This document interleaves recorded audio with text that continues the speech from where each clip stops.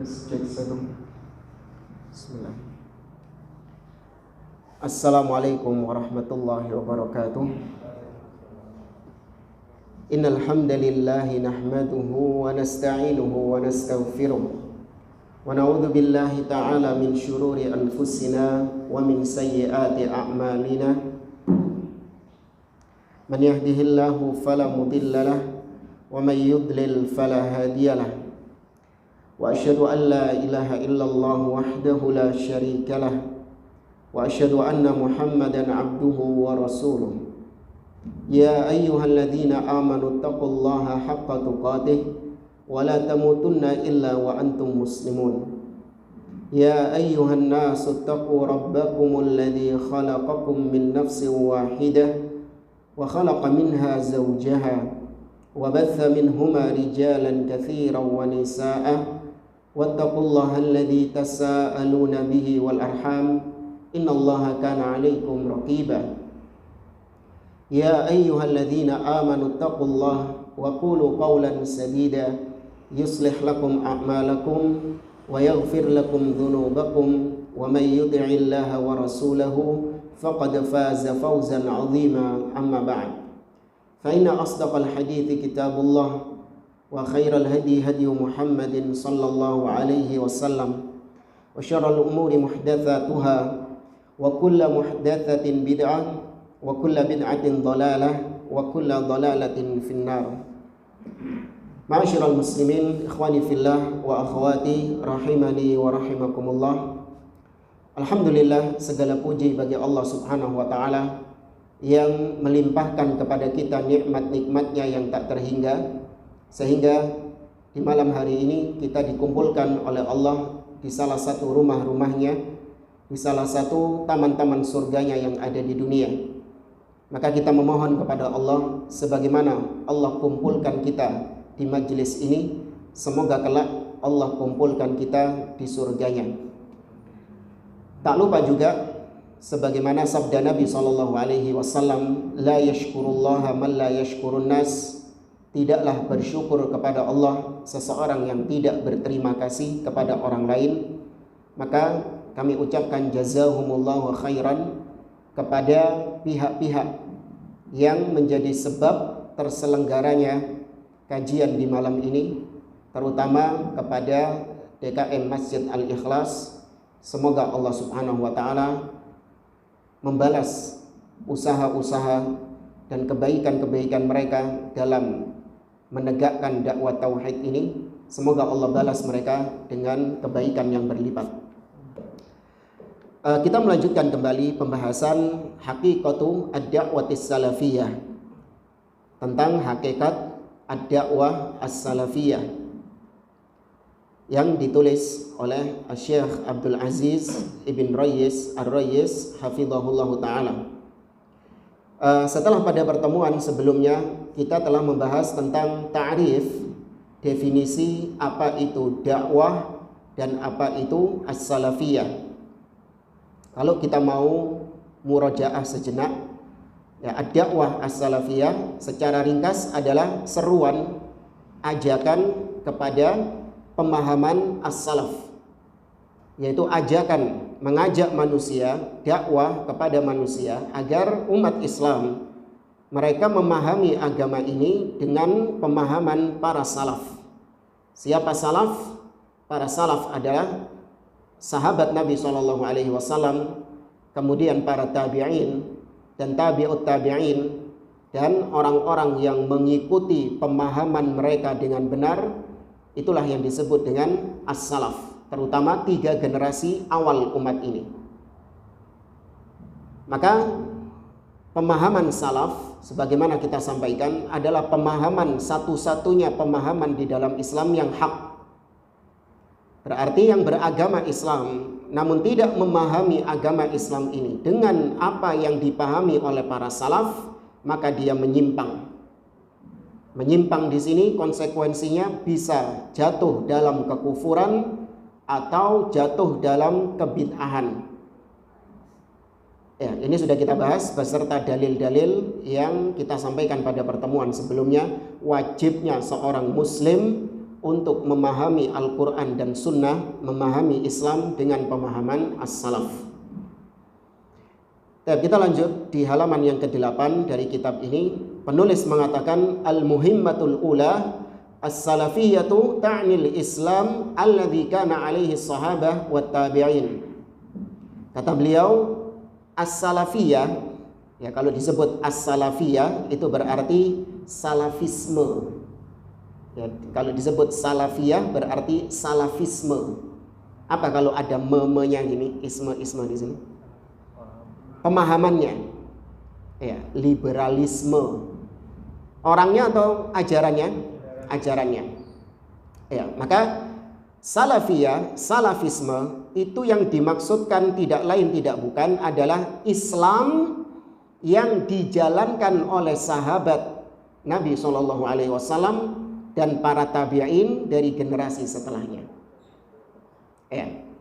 Kata beliau, inna salafiyata ta'ni ittiba'ul kitabil aziz was sunnatis sahihah bifahmi salafil ummah.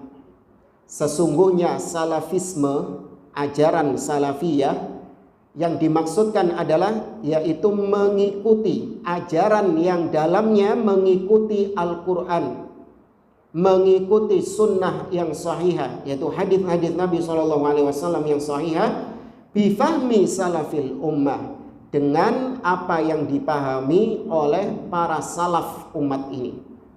Salaf kemarin secara bahasa artinya apa? Yang terdahulu. Jadi generasi awal umat ini. Apa yang dipahami oleh mereka berarti itulah yang disebut ajaran salaf. Ya, apa yang dipahami oleh para sahabat dari ayat Al-Quran atau dari hadis Nabi SAW berarti itu ajaran salaf. Maka dengan demikian figur ikonnya salaf itu adalah para sahabat, para tabi'in, bukan orang-orang yang ada di generasi sekarang. Ya, ikonnya salaf itu adalah para sahabat. Maka tidak boleh kita menisbatkan ajaran salafiyah kepada person siapapun yang ada di zaman sekarang. Jangan menjadikan manusia siapapun di zaman sekarang sebagai ikon. Artinya apa? Semua tindak tanduknya itu pasti manhaj salaf. Enggak. Ya, karena manusia di zaman sekarang itu bisa tergelincir. Mungkin di satu sisi dia itu komitmen di atas manhaj salaf, namun di sisi-sisi yang lain ya dia tergelincir. Namanya manusia. Apalagi dinisbatkan kepada kita. Enggak. Makanya saya juga kadang aneh, ada sebagian ustadz, dai, yang dia itu mengaku sebagai salaf, tapi menganggap bahwa dirinya lah tolak ukur salaf. Seperti misalnya ada seorang ditanya, Ustadz, bagaimana kita bermuamalah dengan ahli bid'ah? Ya, bagaimana kita bermuamalah dengan ahli bid'ah? Maka sang ustadz tadi mengatakan, kita bermuamalah dengan ahli bid'ah biasa saja. Ya. Sebagaimana saya kalau ketemu ahli bid'ah senyum, kalau diundang acara mereka saya datang. Ya. Saya biasa saja sama ahli bid'ah.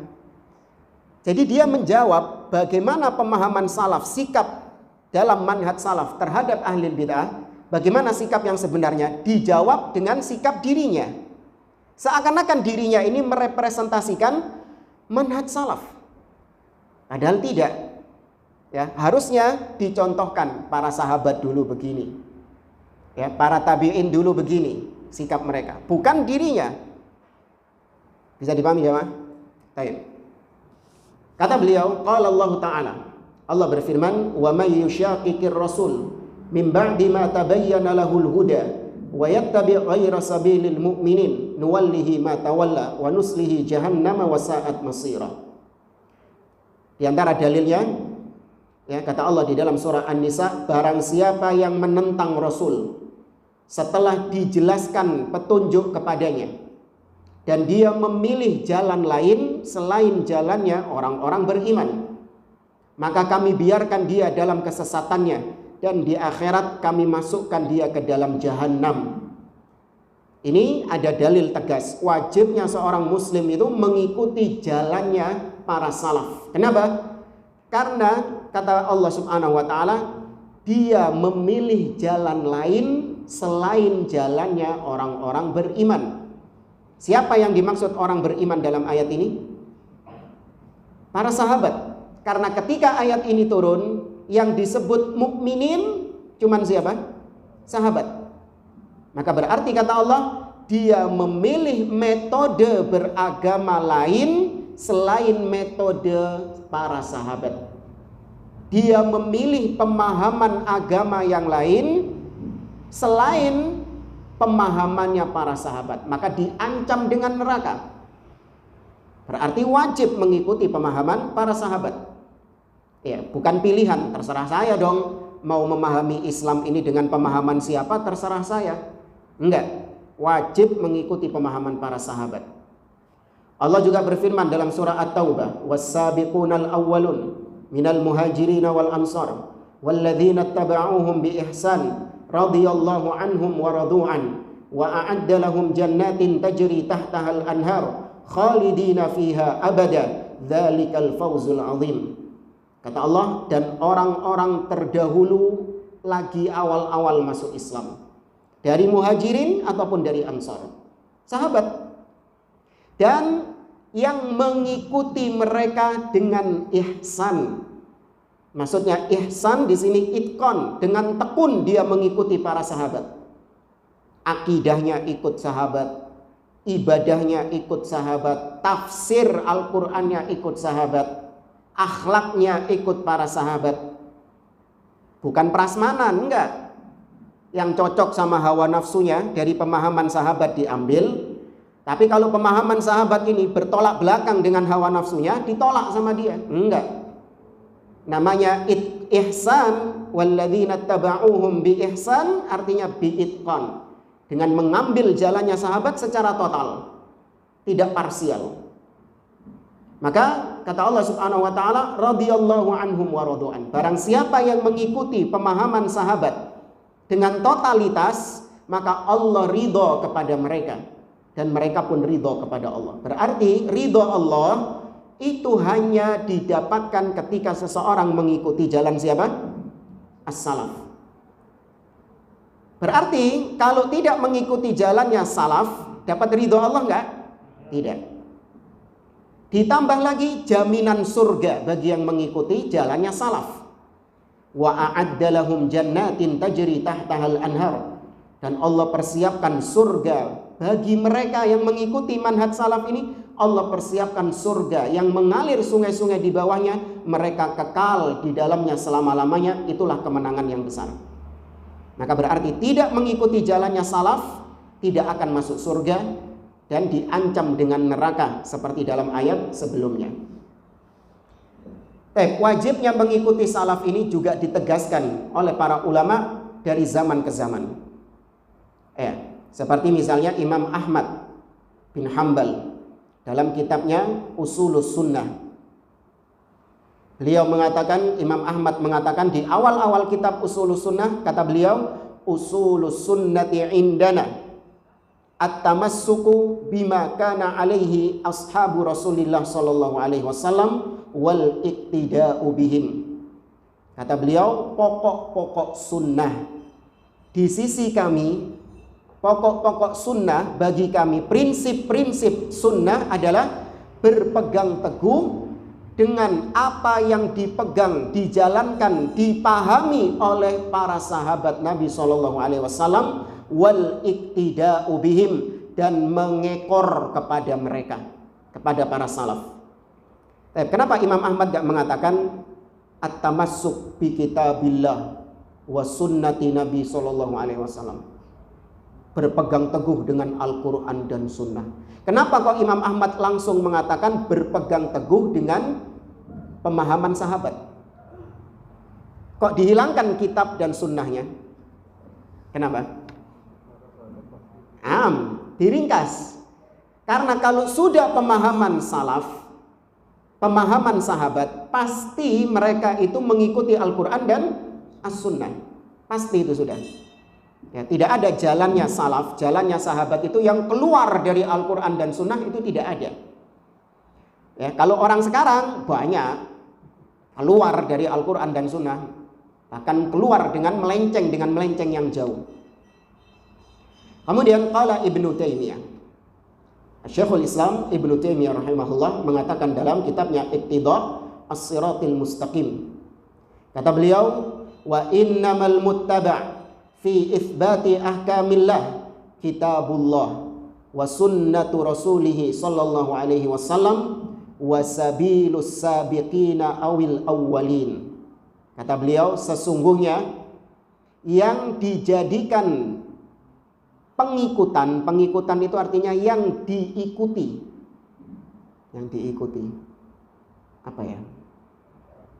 Kita ini mengikuti sesuatu. Nah, yang kita ikuti ini namanya apa? Panutan. Kalau panutan biasanya orang. Tapi ya sudahlah. Ya. Yang kita ikuti, kata beliau, dalam menetapkan hukum-hukum Allah adalah Al-Quran, As-Sunnah, dan jalannya para as-sabiqun al-awwalun, yaitu orang-orang terdahulu, generasi awal, para sahabat.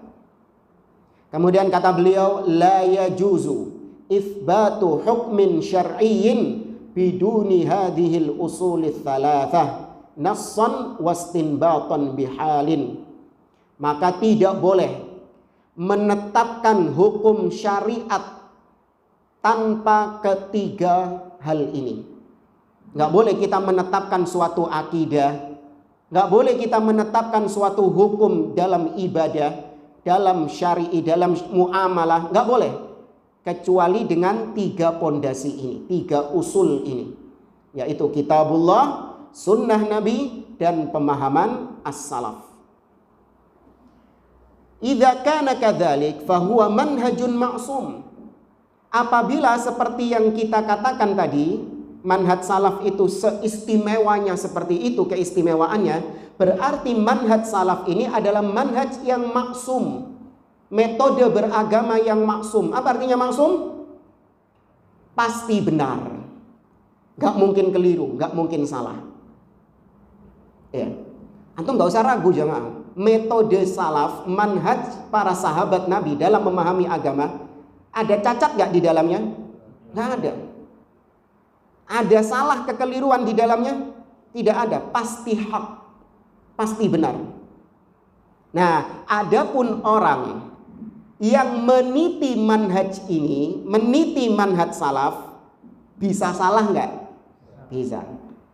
Pemahamannya itu nggak mungkin salah, tapi orang yang memahaminya dengan pemahaman salaf sangat bisa salah.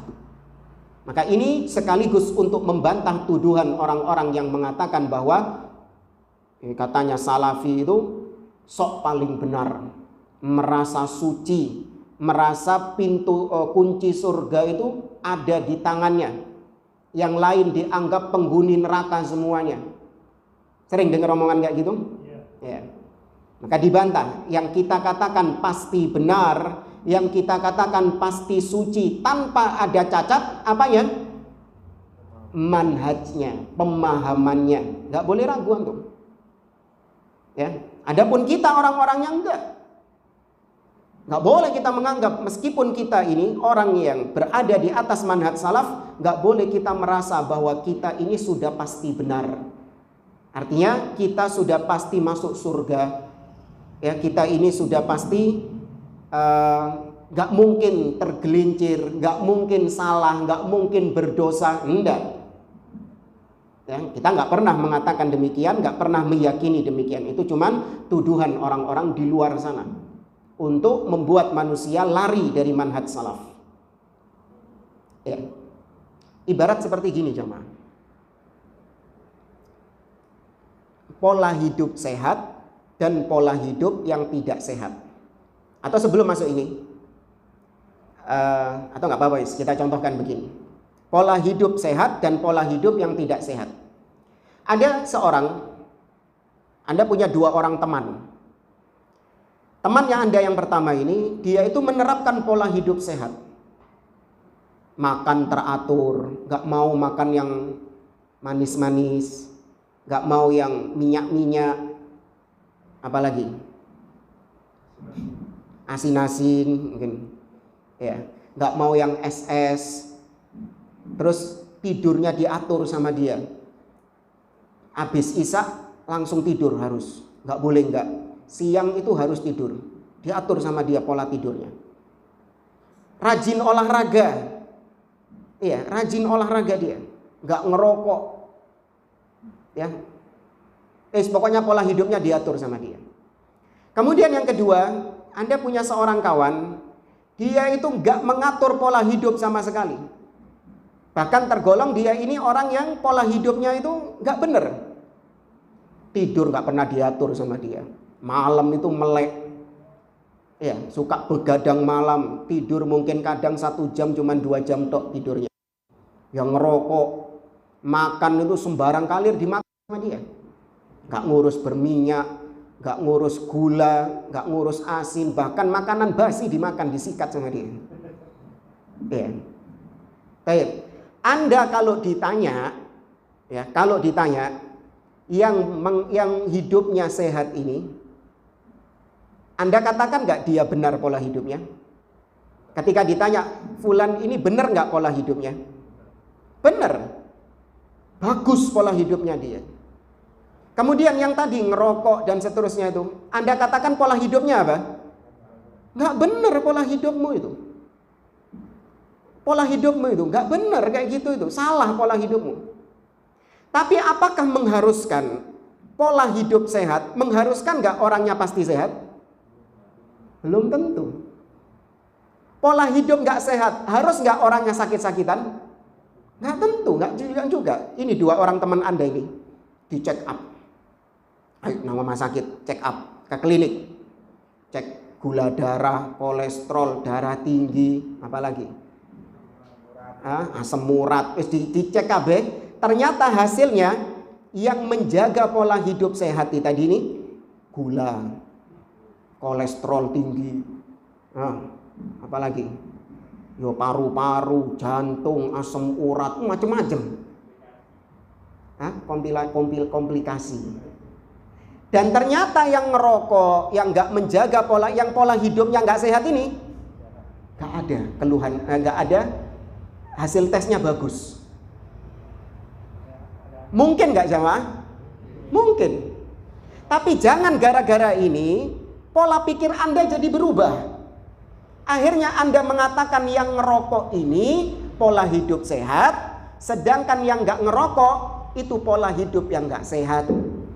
Paham? Jangan berubah gitu. Nah, demikian juga dengan ahlus sunnah dan ahli bid'ah. Antara orang soleh dan ahli maksiat, antara muslim dan kafir.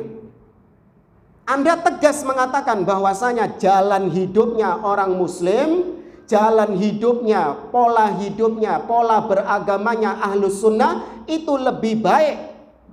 Itu pola hidup yang baik. Sedangkan beragamanya orang kafir, beragamanya ahli bid'ah, pola beragamanya ahli maksiat, itu cara beragama yang benar atau salah? Salah, katakan salah. Ada ahli bid'ah ini.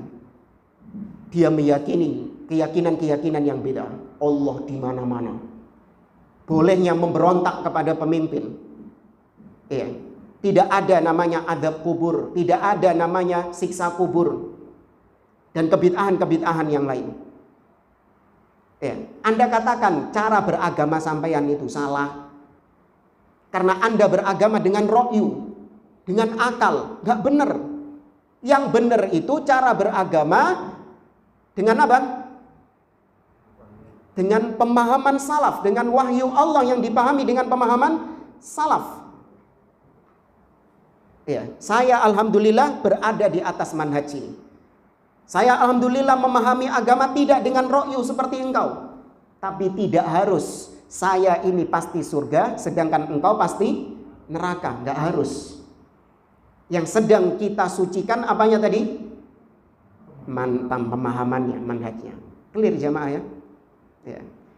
Antum misalnya, ketika adzan berkumandang, adzan maghrib, hayya 'alas shalah, hayya 'alal falah, Anda sholat, jalan ke masjid. Kemudian Anda melihat ada orang yang dia nggak sholat, tetap cangkruk di pinggir jalan, ngerokok pinggir jalan, nggak sholat dia.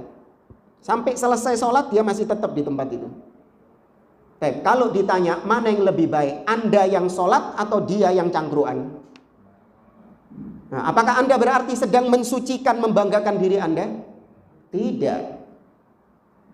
Memang jalan yang benar, perilaku yang benar ketika adzan berkumandang, perilaku yang benar apa? Sholat. Sedangkan yang nggak sholat nggak benar. Ya fair-fairan aja bilang kayak gitu. Jangan terus kayak orang-orang murjiah mengatakan, jangan ngelihat covernya. Ya, itu yang sholat itu bisa jadi nggak benar. Yang nggak sholat itu benar. Itu sama seperti yang ngerokok dan yang nggak ngerokok tadi. Tertipu dengan hasilnya. Ya, kita katakan bisa jadi yang sholat itu dalam kasus-kasus tertentu bisa jadi sholatnya gak diterima sama Allah. Ya enggak? Mungkin riya dia kan? Ya enggak? Dan bisa jadi orang yang tadi bayi cangkruan di pinggir jalan itu, bisa jadi setelah itu dia pulang ke rumah melaksanakan sholat meskipun sholat sendirian. Tetap nggak boleh, tetap sah sholatnya, ya. Cuman dia dosa karena meninggalkan sholat berjamaah. Tapi kalau dibandingkan dengan yang riya tadi, lebih mending mana? Yang sholat di rumah tadi. Itu memang kasus. Tapi jangan gara-gara itu kemudian Anda mengatakan orang yang sholat di masjid itu pasti riya. Paham ya maksudnya ya? Nah, itu kita digiring kepada hal-hal seperti ini. Sehingga hasilnya apa? Jangan Anda ini suka mengatakan yang di luar pemahaman salaf itu adalah pemahaman yang bid'ah, pemahaman yang menyimpang. Jangan. Ya, suka mereka seperti itu. Semua muslim. Jangan mengkotak-kotakkan ini ahlu sunnah, ini ahli bid'ah. Tidak. Memang harus dibedakan. Mudeng gak sama? Hah? Kok insya Allah sih? Insya Allah ini berarti ada keraguan-raguan di dalamnya. Hah? Antum kalau ditanya, antum pakai baju nggak sekarang? Insya Allah. Hah? Pakai ya, nggak pakai insya Allah ya. Paham nggak? Paham ya? Kita lanjutkan.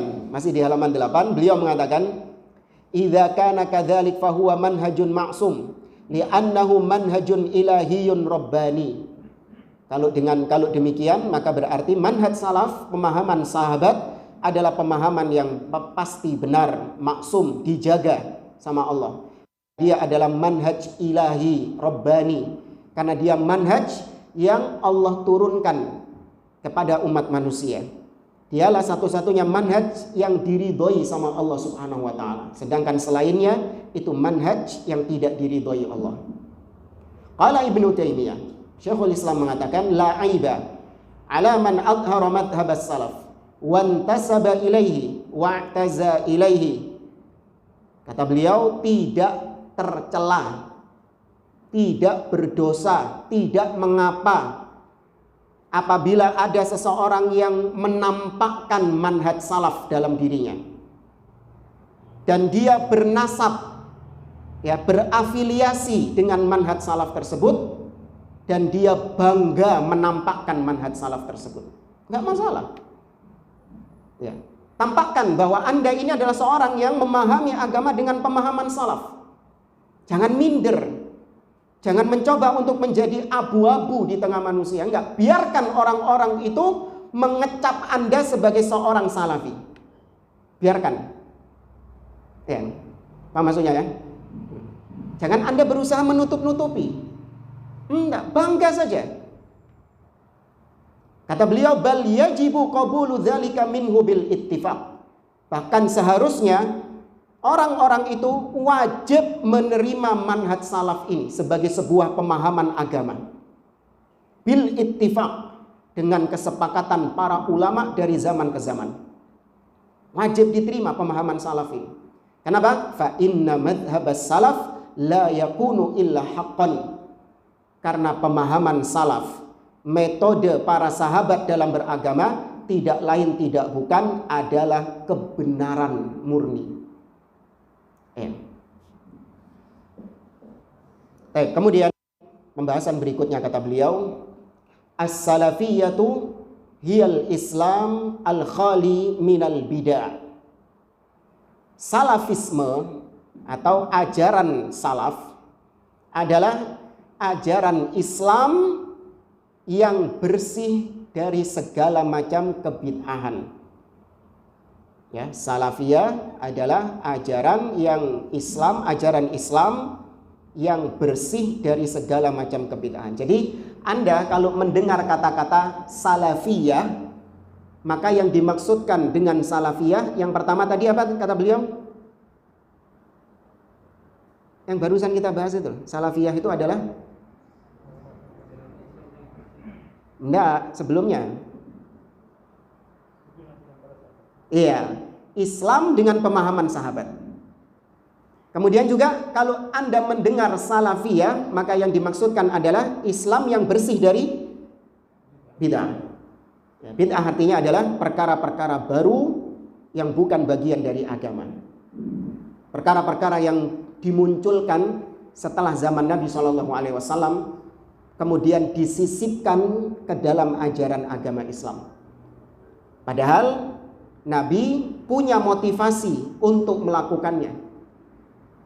Dan Nabi juga tidak ada yang menghalanginya untuk melakukan bid'ah tersebut. Tapi kenapa ditinggalkan oleh Nabi SAW? Maka tidak lain tidak bukan ditinggalkan oleh beliau karena itu memang bukan bagian dari agama. Ya, maka jangan mengatakan bid'ah itu dengan pengertian yang sempit seperti pengertian sebagian orang. Bid'ah itu apa-apa yang tidak ada di zaman Nabi. Ini nggak pernah ulama mendefinisikan demikian. Bid'ah itu apa-apa yang tidak dilakukan Nabi. Tidak.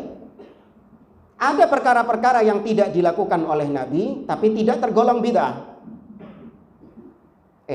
Apa contohnya? Ini yang saya salah lakukan ini.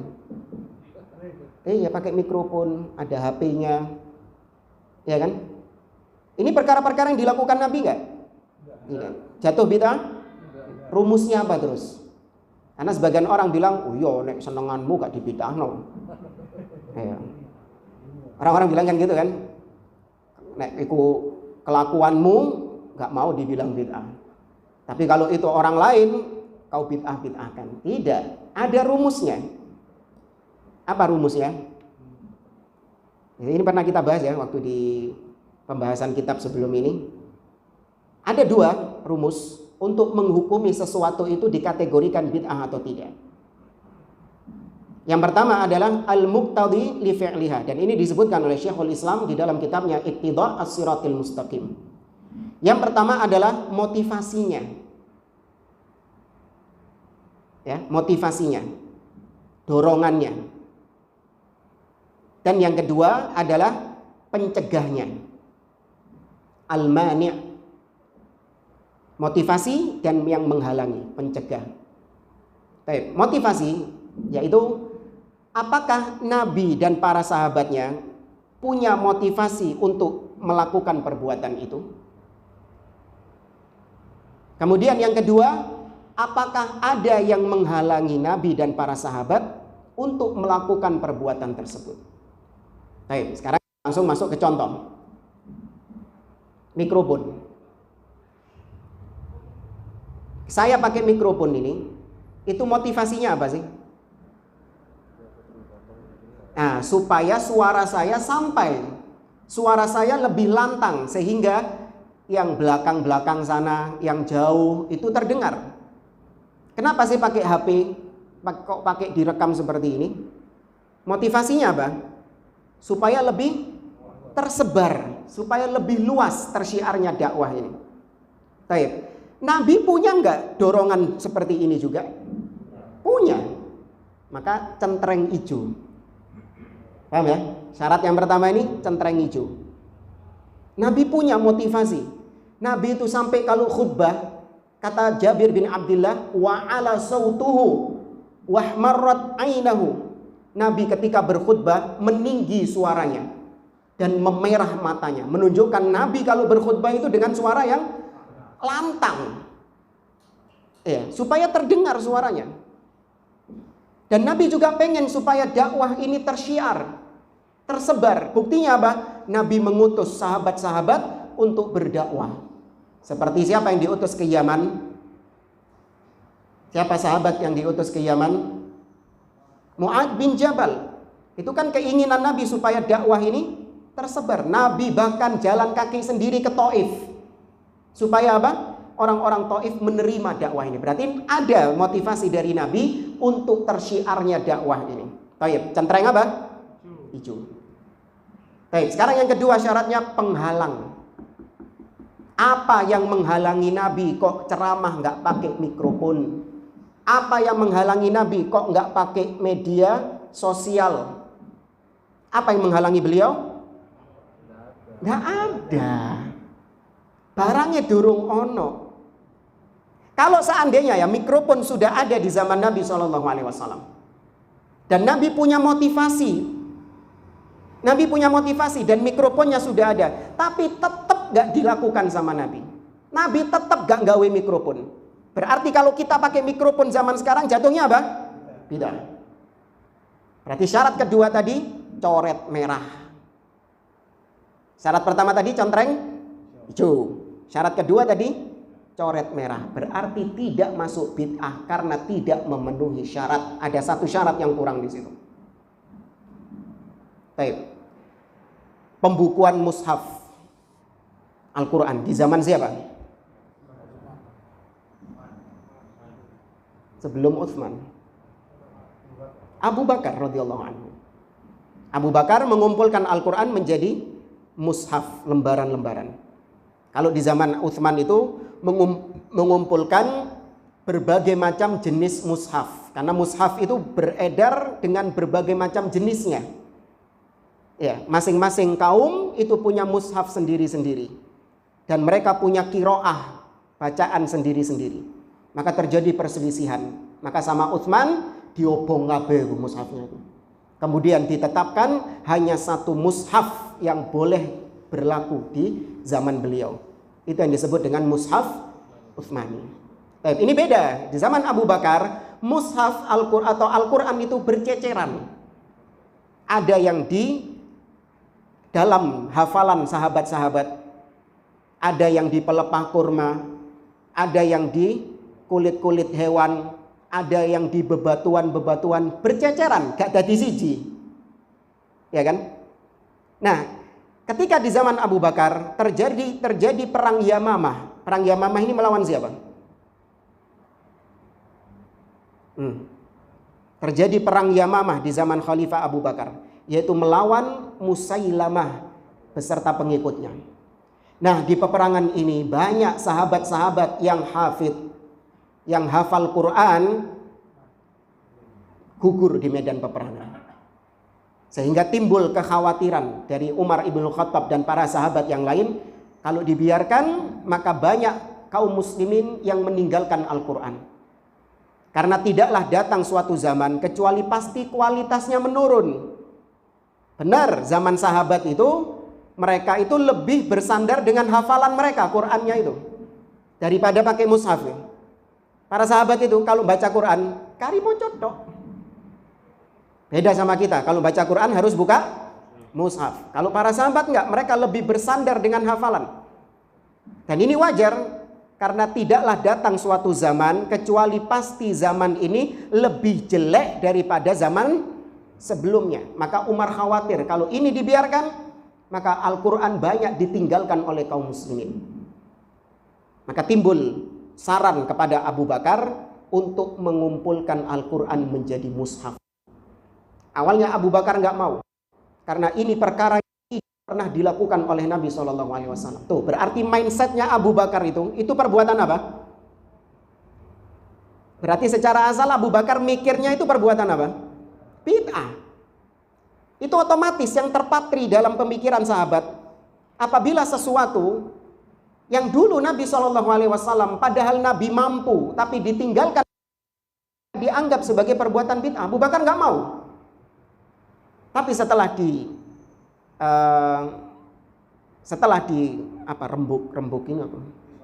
setelah didiskusikan, dikasih masukan oleh banyak para sahabat, akhirnya Abu Bakar mengiyakan saran itu. Akhirnya dibukukan menjadi mushaf. Baik. Maka di zaman Nabi tidak ada pembukuan mushaf ini. Al-Quran ini tidak ada. Al-Quran berceceran dan dihafalkan. Apakah yang dilakukan sama Abu Bakar ini bid'ah? Dengan 2 rumus tadi. Kita pakai 2 rumus ini. Yang pertama tadi apa? Motivasinya. Baik. Nabi punya nggak motivasi untuk mengumpulkan Al-Quran? Apa motivasinya Nabi kok ngumpulin Quran? Kalau Abu Bakar, iya, karena di zaman Abu Bakar banyak apa yang meninggal tadi?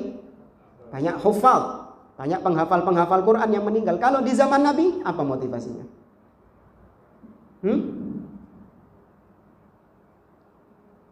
Apa motivasinya? Nggak ada. Kok cek suwe nih antum mikirin? Nggak ada motivasinya.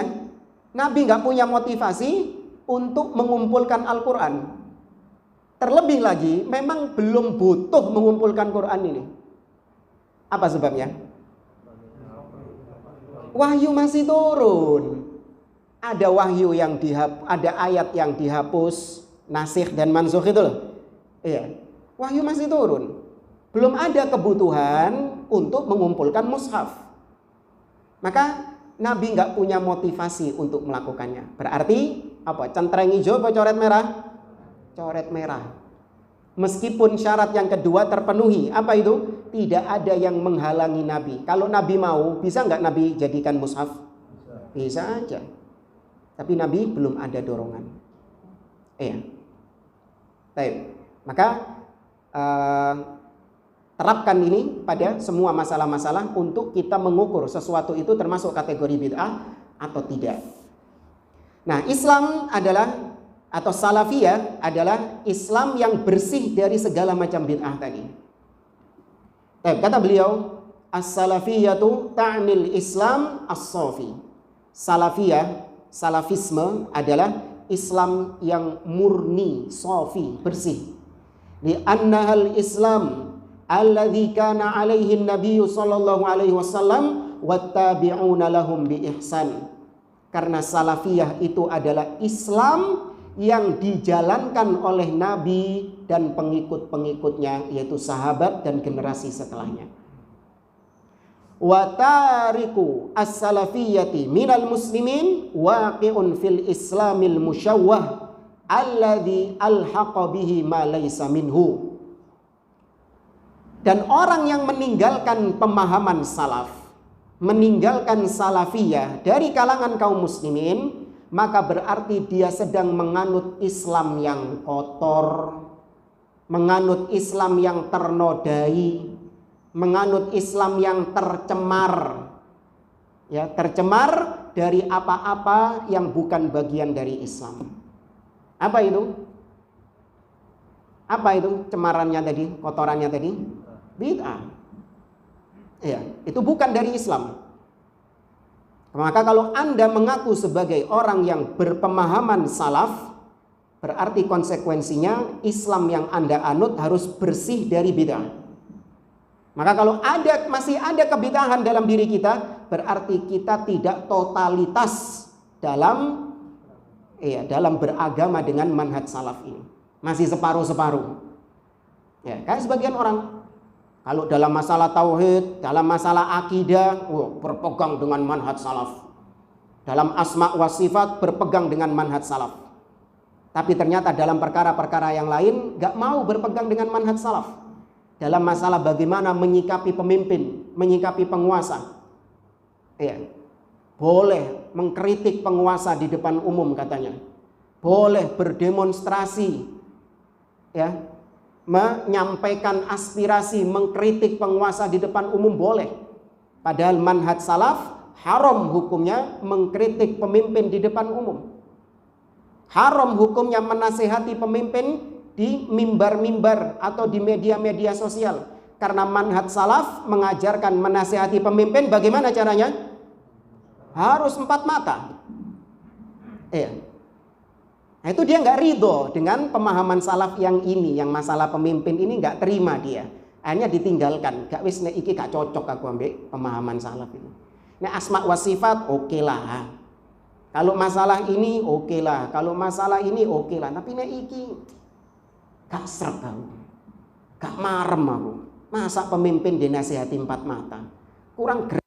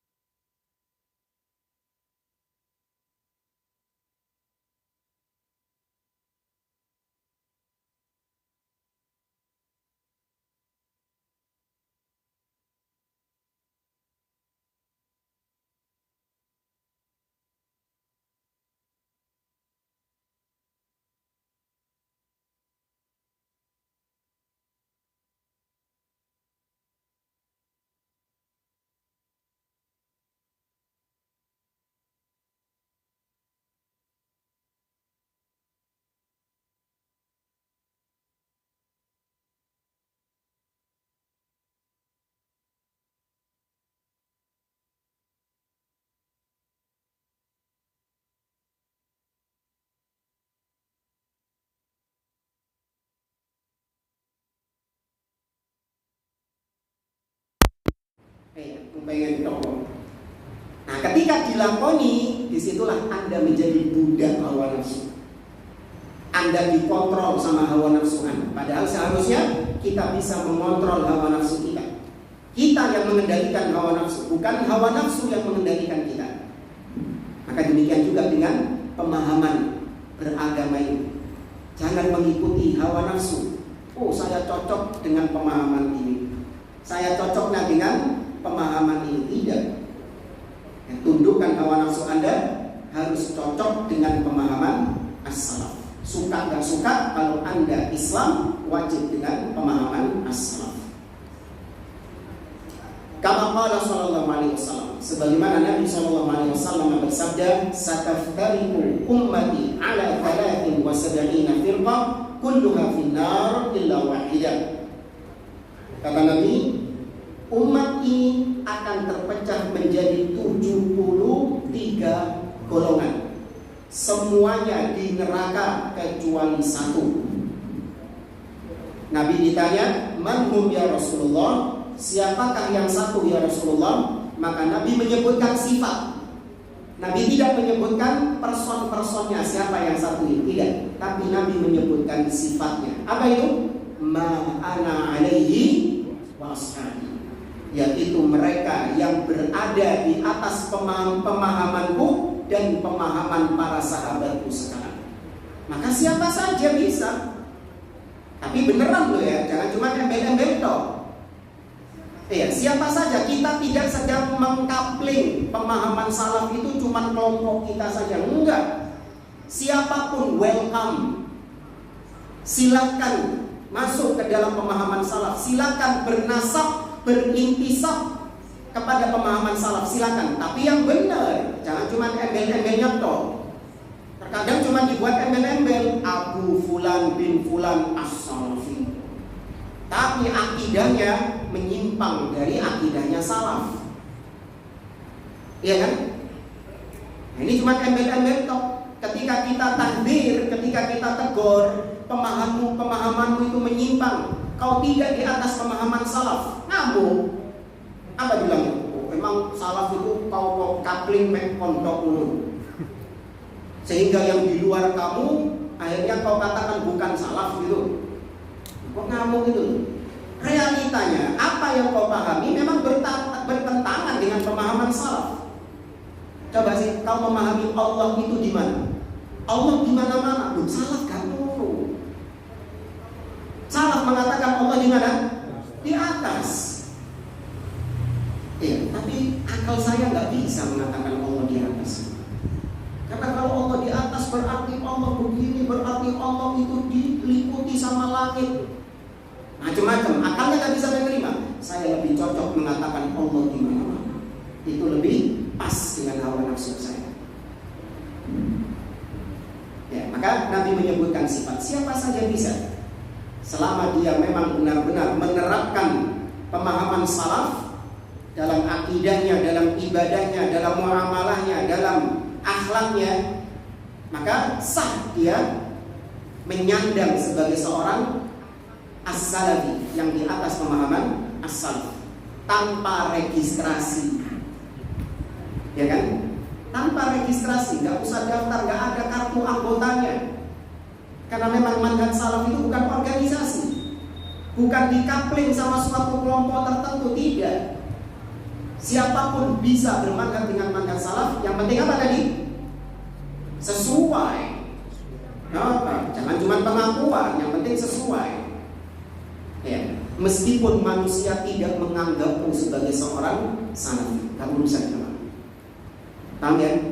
Misalnya nih, Anda tinggal di suatu kampung, di suatu tempat, yang mana mereka ini mengatasnamakan sebagai salafi. Mereka di atas manhaj salaf, ngakunya seperti itu.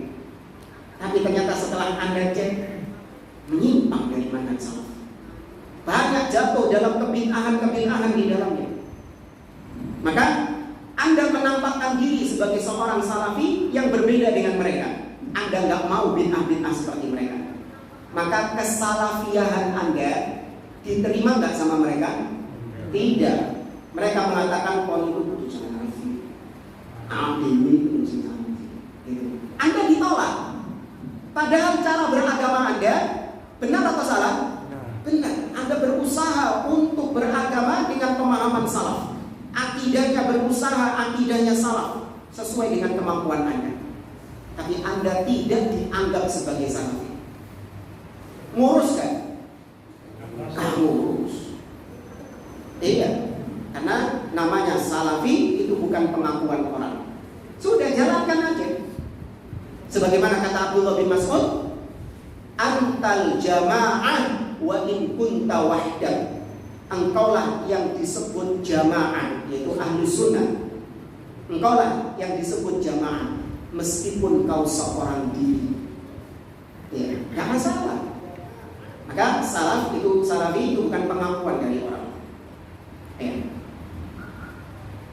Oke, kita lanjutkan. Kata beliau, wa hadhil firaq muslimatun wa laysat kafiratan. Fa bi mujarrad dzikril wa'id la yadullu ala kufriha. Baik, hadis tadi yang Nabi mengatakan umat Islam terpecah menjadi 73 golongan, semuanya di neraka kecuali satu. Selain yang satu ini, berarti ada berapa sisanya? 72. Mereka ini kafir atau muslim? Muslim. Ya, sepakat para ulama mengatakan mereka ini muslim, bukan kafir. Tapi mereka diancam neraka karena mereka jatuh ke dalam dosa. Apa dosanya? Kebid'ahan. Dosanya mereka tidak mau memahami agama dengan pemahaman as-salaf. Dosa, iya. Tapi kalau memang itu sesuatu yang menyebabkan dia kafir, maka nggak masuk 72 ini. Seperti apa yang dikeluarkan oleh para ulama? Kelompok apa yang dikeluarkan oleh para ulama nggak masuk 72 ini? Syiah. Syiah Rafidhah tidak masuk 72 ini. Ya, mereka masuk kufar, orang-orang kafir. Tapi selain itu, selama memang masih taraf kebid'ahannya itu bukan kebid'ahan yang parah, maka mereka masih muslim. Mereka diancam neraka, iya. Itu diancam. Kalau taubat ya sudah. Kita hanya menyampaikan hukum secara dohir. Adapun individu-individunya ketika dia meninggal, dia masuk neraka beneran atau tidak, urusan siapa? Allah. Nggak perlu jadi panitia surga neraka, enggak. Itu urusan Allah. Yang penting kita menyampaikan hukum. Sebagaimana maksiat, jemaah. Anda ketika menyampaikan perbuatan ini maksiat, diancam neraka, apakah mengharuskan berarti orangnya pasti neraka? Tidak. Belum tentu. Mungkin taubat sebelum matinya. Justru yang ngancem ini akhirnya dia jatuh ke dalam perbuatan yang sama, masuk neraka gitu. Bisa? Bisa. Tapi sampaikan hukumnya. Tapi pelaku maksiat itu diancam neraka nggak? Ya. Tapi mereka kafir nggak? Tidak. Seperti misalnya Allah mengatakan di dalam surah An-Nisa, ancaman kepada orang yang makan harta anak yatim dengan cara yang boleh. Ya, ini perbuatan apa? Syirik, bid'ah atau maksiat? Maksiat. Masuk kategori maksiat. Allah mengatakan dalam surah An-Nisa, innal ladzina ya'kuluna amwalal yatama dzulman innama ya'kuluna fi butunihim nara wa sayaslawna sa'ira. Sesungguhnya orang-orang yang memakan harta anak yatim dengan cara yang boleh, sejatinya tidaklah yang dia makan itu melainkan api yang dia masukkan ke dalam perutnya. Dan nanti di akhirat dia akan dimasukkan juga ke dalam neraka. Tuh. Apakah maknanya? Dia kafir? Tidak. Dia diancam ke dalam neraka. Maka kalaupun dia mati dan dia masuk neraka beneran, maka dia dihukum di neraka sesuai dengan kadar dosanya. Kalau sudah selesai masa hukumannya, selama masih ada tauhid, masih ada iman di dalam dirinya, dia dimasukkan kemana? Surga. Tapi dipanggang dulu di neraka, sesuai dengan kadar maksiatnya, sesuai dengan kadar kebid'ahannya. Nah, kalau kafir, gak ada keimanan sama sekali, barulah dia masuk ke dalam neraka selamanya. Khalidina fiha abada. Innal ladzina kafaru min ahli kitab wal musyrikina fi nari jahannam khalidina fiha ulaika hum syarrul bariyah. Nah, baik, maka 72 tadi itu bukan orang-orang kafir, tapi mereka muslim. Meskipun mereka jatuh dalam penyimpangan, namun mereka tetap kita bermuamalah dengan muamalah Islam. Kalau salam dijawabi. Ya, kalau sakit boleh dijenguk. Ya, kalau mereka butuh bantuan ditolong. Ya, kalau mereka meninggal disolatkan. Ya, diantarkan jenazahnya. Meskipun mereka menyimpang dari manhaj salaf, selama penyimpangannya bukan parah, bukan sampai taraf kekufuran, tetap muslim enggak? Tetap muslim. Ya, tunaikan hak-hak mereka sebagai seorang muslim. Baik. Ini beliau menyebutkan beberapa ucapan-ucapan para ulama.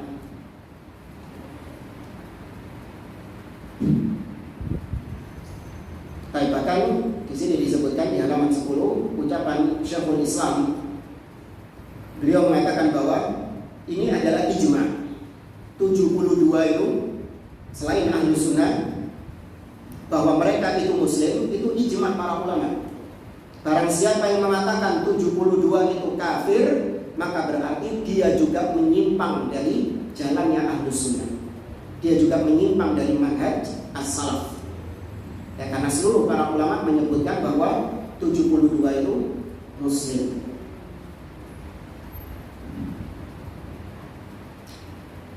Baik, penjelasan berikutnya ini anak kira kurang lebih sama dengan apa yang kita sampaikan. Ya, kita berhenti di halaman yang ke-11. Insyaallah nanti pada pertemuan berikutnya kita sampai pada halaman 11, yaitu at-tasammi bis-salafiyah, yaitu penamaan salafiyah. Apa pentingnya kita menamai dengan as-salafiyah? Emang muslim saja nggak cukup? Ya, kan Allah mengatakan dalam surah Al-Hajj, di akhir-akhir surah Al-Hajj, Allah mengatakan millata abikum Ibrahim wa sammakum al-muslimin. Itulah millah Ibrahim, millah bapak kalian. Allah lah yang menamai kalian dengan muslimin. Kenapa nggak mencukupkan muslim saja? Kenapa harus muncul istilah-istilah ahlus sunnah? Kenapa harus muncul istilah ahlul hadis? Kenapa muncul istilah as-salafiyun? Kenapa muncul istilah al-ghuraba? Kenapa muncul istilah ahlul athar? Apa manfaatnya? Ini kan semakin mengkotak-kotakkan umat Islam dulu. Ya, ini insyaallah kita bahas pada pertemuan yang akan datang. Wallahu a'lam. Kita lanjut dengan soal jawab.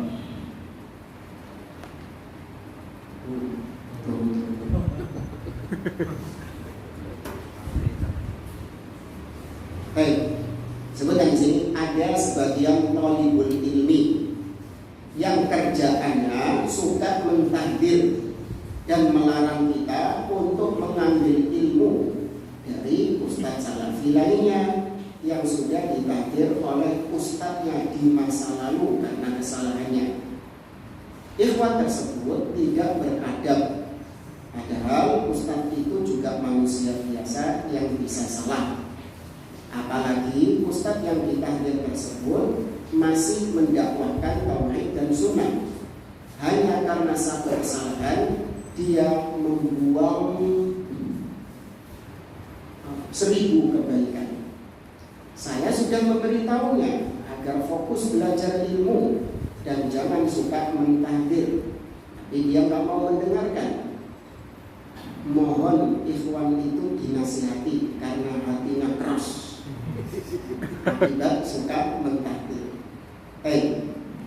Ini ada beberapa poin yang saya poinkan dari pertanyaan ini. Poin yang pertama yaitu ucapan suka mentahdir. Apa maksudnya suka mentahdir di sini? Apakah tahdirnya itu di atas bukti-bukti yang hak, ataukah tahdirnya itu di atas kebatilan? Ya. Perkara apa dulu yang ditahdir ini? Misalnya, Ustaz Fulan ini, dia ini bukan salafi. Kenapa? Ini makan di McD.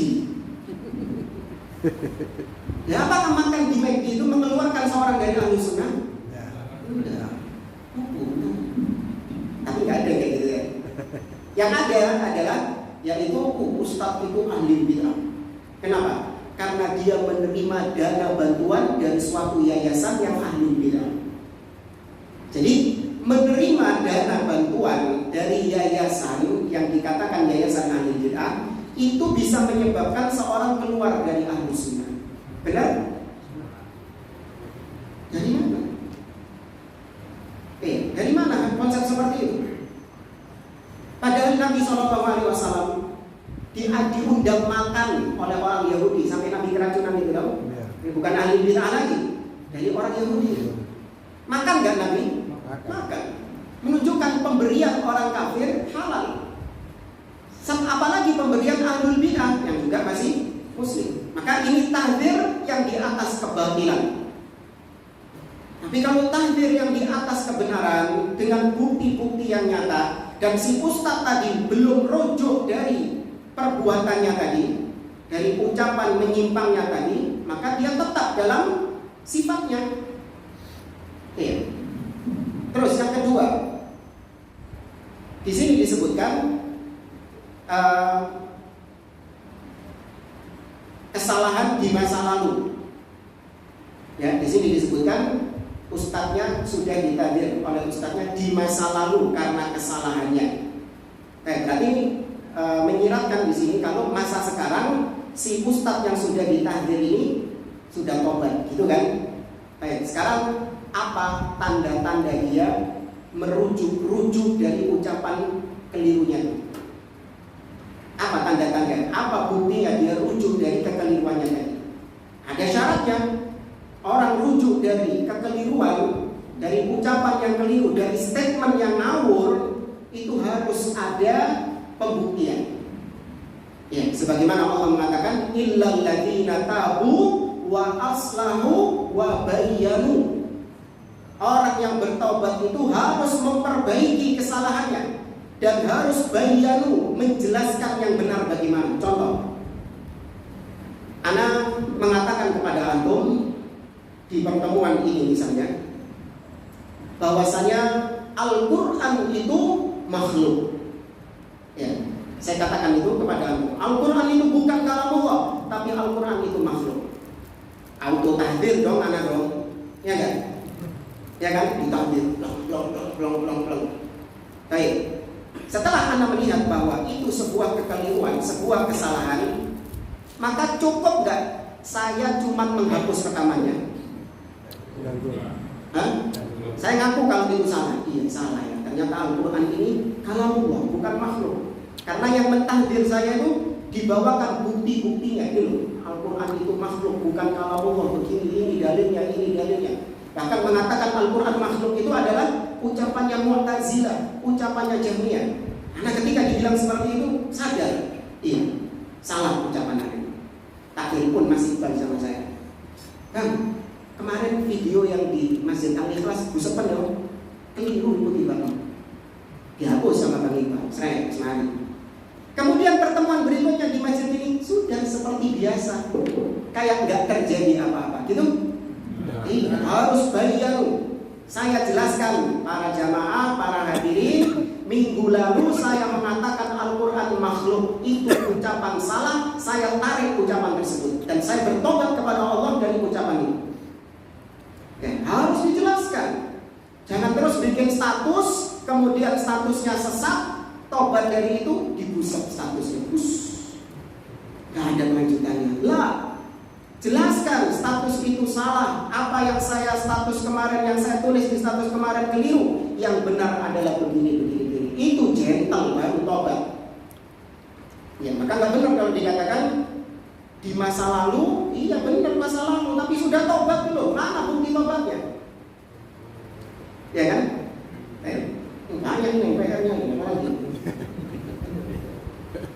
Ustadz juga manusia biasa yang bisa salah. Ini diantara syubhat yang juga pernah dibantah oleh Syekh Abdul Aziz Ar-Rais. Kullu bani Adam khata'. Semua manusia pasti salah. Baik, benar. Nah, apalagi ustadz tersebut masih mendakwahkan tauhid dan sunnah. Hanya karena satu kesalahan dia membuang 1000 kebaikan. Baik, kesalahan bagi ahlu sunnah itu bertingkat-tingkat. Ada kesalahan yang menjadikan seseorang tetap ahlu sunnah, tetap muslim, tidak merubah statusnya. Ada kesalahan yang menyebabkan seseorang berubah menjadi orang fasik. Ada kesalahan yang merubah status seseorang menjadi ahli bid'ah. Ada kesalahan yang merubah status seseorang menjadi kafir. Satu kesalahan. Maka jangan melihat dari banyaknya kesalahan, tapi ahlu sunnah melihat jenis kesalahannya. Seandainya ada seorang, dia itu punya banyak kebaikan-kebaikan, Masya Allah, baik luar biasa, dia itu soleh, mendakwahkan tauhid dan sunnah kalau dibilang di sini. Oke. Tapi jatuh dalam satu kesalahan. Apa? Dia mencaci maki satu sahabat Nabi, satu tok sahabat Nabi dicaci maki sama dia. Padahal dia orang yang di atas tauhid. Dia mengajarkan sunnah, dakwah kemana-mana, menulis buku tentang sunnah. Satu kesalahan dia lakukan, mencaci maki sahabat Nabi SAW, merubah statusnya menjadi ahli bid'ah. Terus gimana dengan kebaikan-kebaikan yang lain? Allah yang menghisapnya. Kok jadi muwazanah? Tahu muwazanah? Yaitu yang suka menimbang. Ya, kaum yang suka menimbang. Tidak. Satu kesalahan ini berat gak itu tadi? Berat. Dan itu yang diterapkan di pengadilan-pengadilan. Antum di Indonesia ini saking gak diterapkan. Kalau di Saudi, antum naudzubillah berzina, padahal antum sudah menikah. Ya, antum jatuh dalam perbuatan zina. Padahal antum ini dikenal orang yang baik, rajin bersedekah, sholat 5 waktu, gak pernah ketinggalan, berbakti sama orang tua. Track record antum luar biasa. Tapi antum terbukti berzina ketika itu, dibawa ke pengadilan. Apakah kebaikan-kebaikan antum dilirik sama hakimnya? Enggak. Hah? Enggak. Fulan ini rajin sholat. Iya, fulan ini rajin bersedekah. Banyak masjid-masjid yang dibangun sama fulan ini. Masa gara-gara zina sekali langsung dirajam gitu? Apa hakimnya punya pemikiran itu? Enggak. Kalau terbukti berzina, dirajam enggak? Dirajam, enggak urusan 1000 masjid yang dibangun, enggak urusan juga. Dan itu yang diterapkan oleh Rasul. Maka lihat naubul khata', lihat jenis kesalahannya, jangan melihat dari jumlah kesalahannya. Karena disinggung di sini jumlah.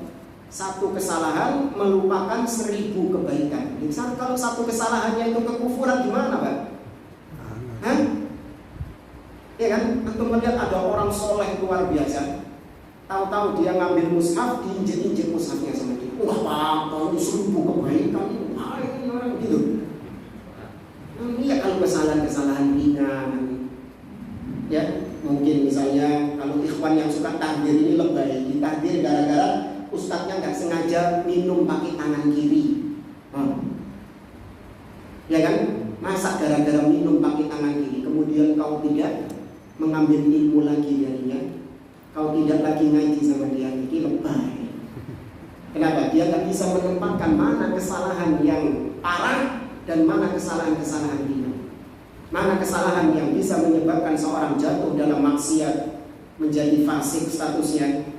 Mana kesalahan yang menyebabkan seorang jatuh dalam kebid'ahan menjadi mubtadi', dan mana kesalahan yang jatuh dalam kekufuran menjadi kafir.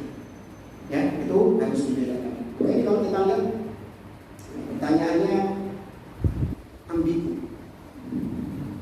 Nah, nggak tahu nih takdir yang mana yang dimaksudkan. Kalau takdir di atas kebenaran, ini bertanya yang sama Allah. Bagaimana muamalah kita terhadap ikhwan yang suka memboikot dan membenci dakwah tauhid, suka mempengaruhi takwil masjid untuk memblacklist kajian akidah tauhid? Apakah kita boleh membenci mereka dan menghajarnya, dan apakah bersikap mumayyi atau bermutalawin dan bermuazanah bisa mengeluarkan seorang dari Ahlus Sunnah? Ini jawabannya dong. Anda jawab setengah-setengah nanti takut salah paham. Ini tak simpan buat pertemuan depan ya, insya Allah. Ini sudah capek ini. Yang lain? Cukup jawab? Karena kira ini bisa kita sampaikan. Barakallahu fikum. Subhanallahumma wa bihamdik, asyhadu an la ilaha illa anta, astaghfiruka wa atubu ilaik. Wa akhiru da'wana alhamdulillahi rabbil alamin. Assalamualaikum warahmatullahi wabarakatuh.